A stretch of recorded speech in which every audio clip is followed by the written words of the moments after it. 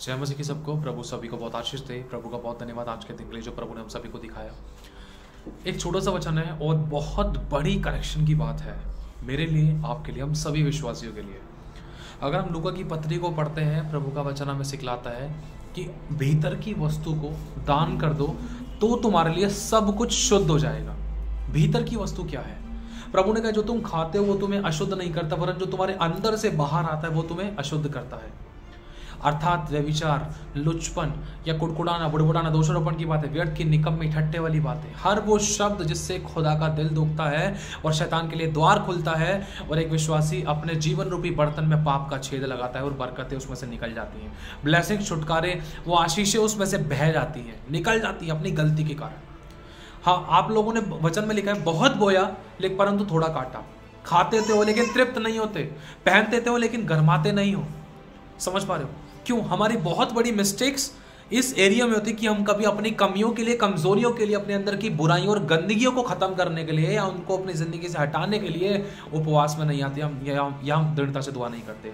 इसलिए वचन स्पेसिफिक हमें स्पेशली दिया गया है कि भीतर वाली वस्तु को दान कर दो। मतलब दान का मतलब पता है? दान अगर हम किसी को करते हैं कभी तो वो कभी वापस नहीं लेते। उदाहरण के तौर पर समझना, कुछ आसान शब्दों में हम समझेंगे। मतलब प्रभु चाहता है उन अपने अंदर की उन बुराइयों, कमियों, खमीरों को, गंदगियों को अपने अंदर से निकाल दो और उसको समझ लो क्रूज पर डाल दो, क्रूज पर डाल दो। और ये विश्वास करो कि पुरानी सब बातें बीत गई और सब कुछ नया हो गया। कोई भी ऐसी बात, ऐसा विचार, ऐसा व्यवहार, ऐसा काम, ऐसा चरित्र जो आपकी जिंदगी में प्रभु को अच्छा नहीं लगता, जिसके कारण बहुत सी ब्लेसिंग आप नहीं पा रहे थे, जिसकी वजह से आपने बहुत कुछ खो दिया, अब है क्या आपके और मेरे पास खोने के लिए? और क्या है हमारे पास? इसीलिए हमें उन व्यवहारिक, उन दुर्व्यवहार जो बुरे और गलत और गंदे व्यवहार हैं, या झट क्रोध करना, कुड़कुड़ाना, बुड़बुड़ाना, या न्याय करना, किसी का सताना, या नम्र नहीं रह पाते, दीन नहीं रह पाते, या यहाँ कुछ ऐसे बातें, ऐसे विचार, ऐसे व्यवहार, ऐसे चरित्र हमारा जिसके कारण प्रभु का दिल दुखता है, शैतान के लिए द्वार खुलता है, शैतान को अवसर मिलता है और आपस में फूट पड़ जाती है और नुकसान उठाता है एक विश्वासी खुद।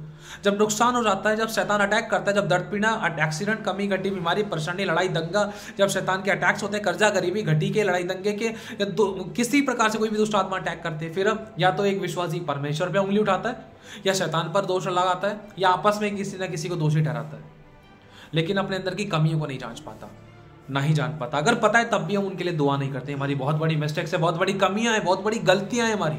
अगर मुझे पता है कि मेरे अंदर गुस्सा बहुत था तो मुझे उसके लिए उपवास में आना जरूरी है, क्योंकि इस गुस्से के कारण मैंने बहुत कुछ खोया था। अगर मेरे को लगता है, मेरे को पता है कि मेरे अंदर व्यभिचार था, कुड़कुड़ाना था, तो मुझे इसके लिए दुआ करनी, क्योंकि इसके कारण मैंने बहुत कुछ खोया है। ये वो चीजें हैं, ये एक दीवार के समान मेरे और प्रभु के बीच के संबंध में, मेरे और मेरे प्रभु के बीच की आशीषों के बीच में ये दीवार के समान थी। इनको तोड़ने के लिए, इन बातों पर जय पाने के लिए, इन कमियों, खमीरों को, बुराइयों को, गंदगियों को हमारे अंदर से निकालने के लिए, हमारी जिंदगी से दूर करने के लिए उपवास में आना जरूरी है। प्रभु ने कहा है तुम्हारी दाग की बारियों में फूल और फल लगे हैं, इसलिए उन लोमड़ियों को पकड़ लो।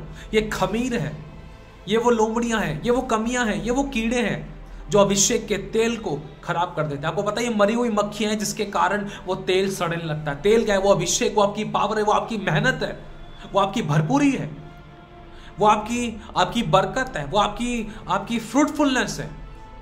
समझ पा रहे हो? और उसी तेल को खराब करने के लिए ये दुष्ट आत्मा, ये कमियां, ये कमजोरियां, ये खमीर, ये कमियां, ये बुराइयां एक विश्वासी के अंदर, एक गुब्बारे के अंदर पाप का छेद के समान काम करती थी। इसलिए भीतर के अंदर से जो बुराइयां हमारे जुबान, हमारे व्यवहार, हमारे चरित्र से उत्पन्न होते हैं, उसको हमारे अंदर से निकालना जरूरी है।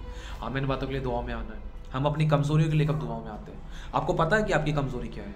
अगर पता भी है, कितनी बार हमने दुआ करी? एक बार, दो बार, और हम सोचते हैं कि हम एक बार में बदल जाएंगे। मेरे भाइयों, मैंने अपने बुलाए जाने, चुनने जाने को भली भांति सिद्ध करने का प्रयत्न करते जाना है। जिस दौड़ में हमें दौड़ना है, हमें ऐसे दौड़ना है कि हम इनाम पाए। हमें उतावली से दौड़कर चूकना नहीं है। जहां भी गलती करी, पश्चाताप करके, रिपेंट करके फिर से एक नई शुरुआत करो। अपने आप को जांचो, वचन से जांचो, कौन सी ऐसी बात है जो प्रभु को मेरी दृष्टि, मेरी जिंदगी में अच्छी नहीं लगती, जिसके कारण मैंने बहुत कुछ खोया था, खो सकता था, या खोने पर था। मैं आए प्रभु के सम्मुख, पश्चाताप करें, चाहे हम आधे घंटे का उपवास रखें, उन कमियों को निकालने का आप लोग उपवास रखें। प्रभु के सम्मुख जाएं, बोलें, प्रभु ये झूठ, कुड़कुड़ाना, बुड़बुड़ाना, दोष लगाना, गाली गलौज करना, निकम्मी, व्यर्थ की बातें, समय चलाने वाली आत्माएं, या लड़ाई दंगा, या व्यभिचार की बातें प्रभु मेरी जिंदगी में काम करती थी, मुझे इन बातों से आजाद कर। मैं इस बात के लिए उपवास में आती हूँ, उपवास में आता हूँ। हालेलुया। आप प्रभु के सम्मुख रखें और पश्चाताप करें, सभी को दिल से माफ करें, एक नई शुरुआत करें और इन बातों के लिए दृढ़ता से प्रार्थना करें। इन दुष्ट आत्माओं को डांटें, श्रापित करें और बांधे अपनी जिंदगियों से दूर करें और बोले प्रभु तेरा स्वभाव, तेरा प्रेम, तेरी क्षमा, तेरी शांति, तेरा दया, अनुग्रह, करुणा मेरी जिंदगी में आए। पहला कुरिन्थियों 13वां अध्याय है, उसमें शायद प्रेम के विषय में लिखा है। बोलो प्रभु ये प्रेम की भरपूरी, ये प्रेम की बातें मेरे अंदर आ जाए। प्रेम बुरा नहीं मानता, प्रेम अनिति नहीं चलता, प्रेम कभी अपनी बड़ाई नहीं चाहता, प्रेम सब बातें सह लेता है, प्रेम सब बातों की प्रतीति करता है, प्रेम सब बातों में आशा रखता है, प्रेम सब बातों में धीरज धरता है, प्रेम कभी टलता नहीं। भाषाएं तो जाती रहेंगी, भविष्यवाणी तो मिट जाएंगी, समझ पा रहे हो। और प्रेम, आनंद, शांति, धीरज, कृपा, भलाई, विश्वास, नम्रता और संयम, इन बातों से प्रभु मुझे भर, तेरे सद्गुणों से मुझे भर। इन बातों के लिए आपको दुआ, हम सभी को दुआ करना जरूरी है, क्योंकि हमारे व्यवहार से कोई ठोकर ना खाने पाए। क्योंकि बोलने से पहले लोग हमारे व्यवहार को जांचते हैं, कई बार चेक करते हैं कि हमारा व्यवहार कैसा है, समझ पा रहे हो। हालेलुया। हमारा जीवन ही चलती फिरती गवाहियाँ बने। हमें किसी को सुसमाचार भी कई बार सुनाने की जरूरत नहीं पड़ेगी। हमारे व्यवहार, हमारे चरित्र, हमारे व्यवहार चाल चरण को देखकर ही लोग विश्वास में आ जाएंगे और वो खुद खुदा की महिमा करेंगे। आज सच में वो मसीह बंदा है ना, बहुत अच्छा है, बहुत प्यार से भरा है, बहुत नम्र है, बहुत दीन है, बहुत चुप लगाता है, बहुत दया से भरा हुआ है, बहुत अच्छा इंसान है यार वो तो। समझ पा रहे हो। हमारी गवाही लोग थे, परफेक्ट कोई नहीं है। हम सभी को पश्चाताप करके प्रभु के निकट जाना है। शुरुआत तो करें, अपनी कमियों को निकालने के लिए खुदा के पास हम कितना बैठे हैं। ये बहुत बड़ी चीज़ है जिसके कारण हमने अपना अब तक बहुत कुछ होया है। ये 2024 का अंत चल रहा है। इस दिसंबर के महीने में इन बातों के लिए प्रेरित करना जरूरी है, ताकि हम 2025 के अंदर नई तरीके से हम प्रवेश करें, पुराने सब बातें खत्म हो जाए। आमीन, हालेलुया। प्रभु आशीष आप सभी को जय मसीह की। God bless you. Thank you Holi spirit. शुरुआत करें, चाहे आधे घंटे से करें, रेगुलर बेस पर हम थोड़ा तो समय निकाल सकते हैं अपनी कमियों को दूर करने के लिए। उपवास की प्रार्थना या नॉर्मल प्रेयर भी हम बैठे। हालेलुया। प्रभु आशीष आप सभी को जय मसीह की। खुदा देखेगा कि आप बदलना चाहते हैं तो वो जरूर बदलेगा। आमीन, हालेलुया।